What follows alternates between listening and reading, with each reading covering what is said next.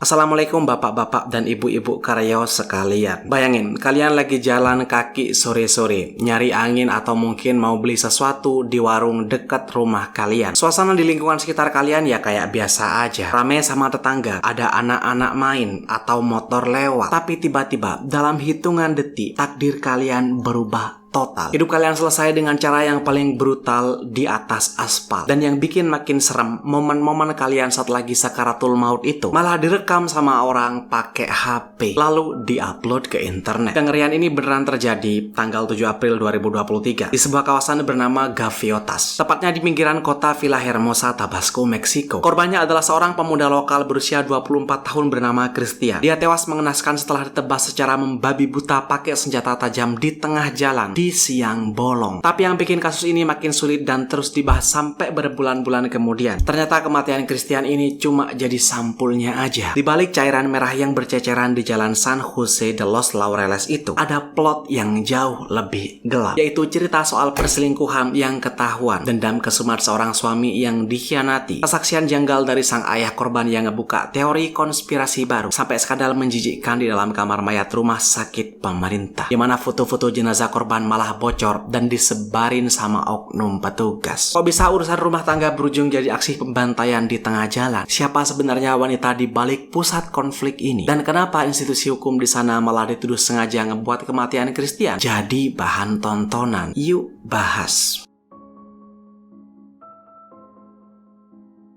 Oke, sebelum kita masuk ke detik-detik kejadian yang serem itu, kita harus paham dulu di mana drama ini terjadi. Villahermosa, ibu kota dari negara bagian Tabasco di Meksiko Tenggara. Kota ini sebenarnya punya sejarah yang kaya dan jadi salah satu pusat industri minyak di Meksiko. Tapi kayak kebanyakan kota besar di sana, Villahermosa ini punya garis pemisah yang jelas banget antara kawasan elit dan kawasan pinggiran yang keras. Nah, TKP kali ini ada di wilayah bernama Gaviotas, spesifiknya di lingkungan San Jose de los Laureles. Kalau kalian cari tahu tentang Gaviotas, daerah ini emang punya reputasi gelap kayak di pembahasan-pembahasan saya. Itu adalah kawasan suburban yang padat banget, jalannya sempit-sempit, dan angka kriminalitas jalanannya lumayan tinggi. Mulai dari urusan copet, tawuran, geng-geng lokal, sampai peredaran narko skala kecil, udah jadi rahasia umum di sana. Di lingkungan kayak gini, hukum jalanan kadang lebih kuat daripada hukum formal. Ego, harga diri, dan apa yang mereka sebut sebagai machismo, sebuah budaya maskulinitas toksik di mana cowok nggak boleh kelihatan lemah atau diinjak harga dirinya masih kental banget di sebagian warga. Disinilah Christian tinggal dan bersosialisasi. Christian ini umur 24 tahun. Di umur segitu dia lagi ada di masa-masa produktif, punya banyak teman dan lagi nyari jati dirinya. Di mata tetangga-tetangganya, Christian itu kelihatan kayak anak muda biasa yang nggak punya musuh besar atau terlibat sama kartel narko. Dia bukan anggota komplotan kriminal, tapi sayangnya di lingkungan yang keras kayak Gaviotas, kalian nggak perlu nyenggol urusan kartel untuk jadi almarhum. Kadang urusan pribadi yang salah penyelesaian, kayak salah milih pasangan, udah lebih dari cukup untuk bikin kalian almarhum. Dan itulah yang dialami sama Christian.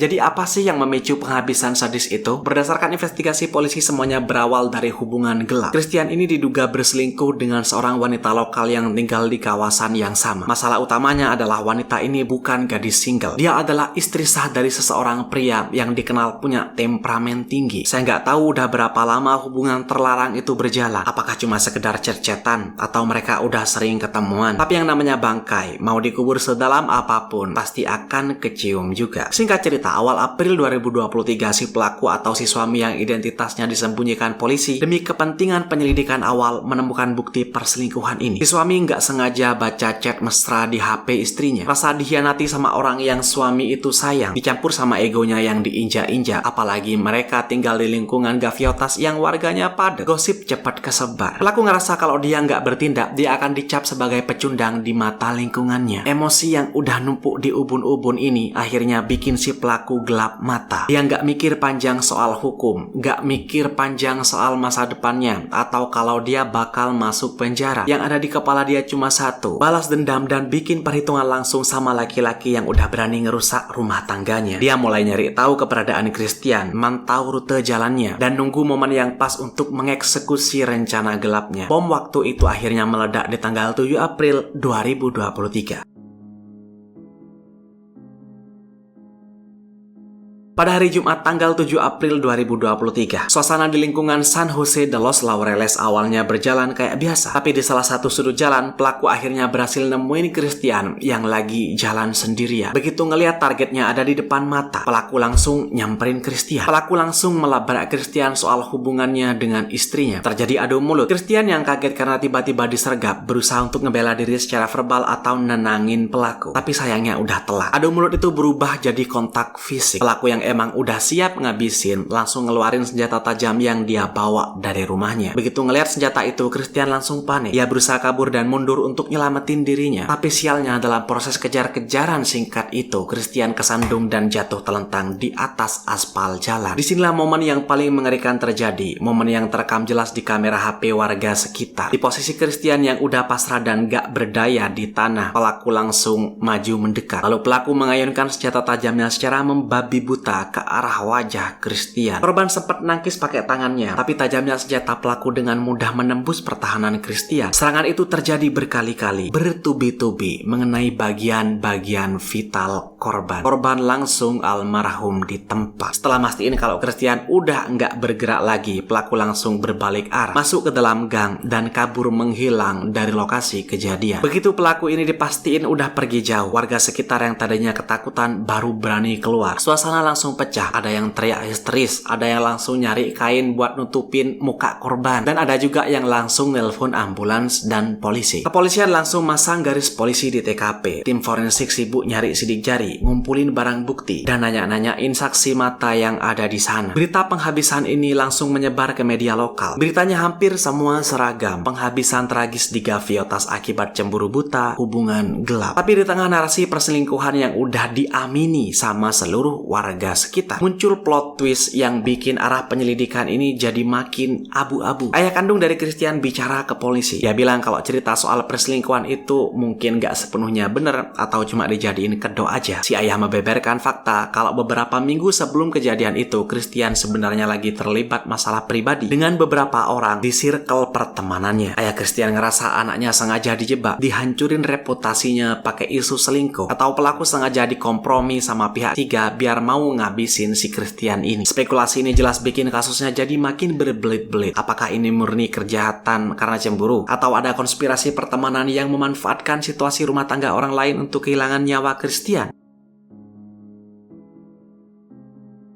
Kalau kalian pikir penderitaan keluarga Christian berhenti sampai di situ setelah kehilangan anak mereka, kalian salah besar. Apa yang terjadi selanjutnya justru jadi bagian yang paling bikin publik Meksiko geram dengan sistem penegakan hukum di sana. Ini soal skandal yang terjadi di dalam kamar mayat atau morgue, tempat jenazah Christian dibawa untuk diautopsi. Jadi gini, sesaat setelah penghabisan itu terjadi, video amatir pas Christian ini dibantaikan udah terlanjur bocor. Tapi ternyata pas jenazah Christian udah ada di bawah wewenang petugas medis forensik. Muncul laporan kalau foto-foto kondisi fisik jenazah korban yang harusnya bersifat sangat rahasia dan cuma boleh dilihat sama tim penyidik malah bocor ke internet. Seseorang di dalam fasilitas tersebut dengan sengaja mengambil foto-foto kondisi luka-luka di tubuh jenazah Christian pakai HP pribadinya, lalu disebarluaskan ke pihak luar. Informasi yang beredar menyebutkan kalau oknum yang terlibat dalam penanganan kasus ini ya petugas-petugas yang bisa ngakses, mulai dari petugas internal kamar mayat, oknum aparat yang dapat akses, sampai staf medisnya. Foto-foto itu lalu dijual ke jurnalis-jurnalis nakal agar bisa dapat uang. Skandal kamar mayat ini memicu protes dari aktivis kemanusiaan di Tabasco yang menuntut agar semua oknum petugas yang terlibat menyebarkan foto jenazah itu dilacak, dipecat, dan dipenjara karena udah melanggar undang-undang privasi dan kode etik kedokteran forensik. Dan untuk update dari oknum-oknum itu nggak disebutin dimanapun sampai sekarang. Dan untuk pelaku penghabisan Christian juga nggak diupdate. Entah udah ketangkep atau gimana. Biasalah ya, di channel Arindostar ini emang sering klise, sering banget pelakunya nguap gitu aja. Sekarang kita cuma bisa berharap semoga pihak kepolisian benar-benar mengusut tuntas semua motif yang dibilang sama ayah korban, dan oknum-oknum yang nakal itu dapat hukuman setimpal. Baik, saya rasa cukup, tetaplah aman, dan makasih udah nonton sampai akhir.